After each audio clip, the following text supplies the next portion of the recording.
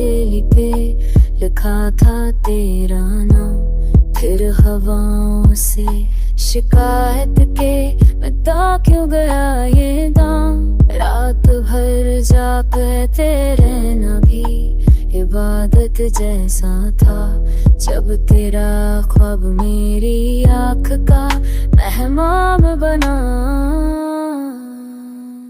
तू अगर पूछ ले हालत तो संवर जाता हूँ, वरना हर रोज मेरे शहर में लगता है कयाम। इश्क के बोझ ने सिखलाया है चुप रहना हमें, वरना हर दर्द को कह देते थे हम सुबह शाम।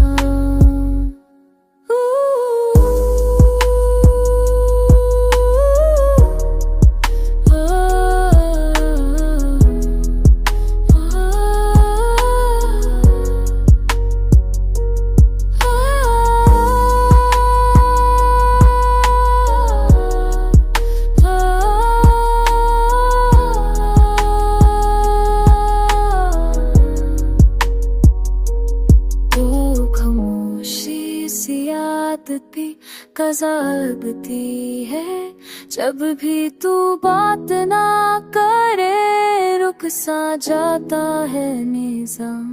हमने मानना नाद ही के जाता है निज़ाम, हमने माना के ज़माना ही मुखलिफ था, मगर तू जो छा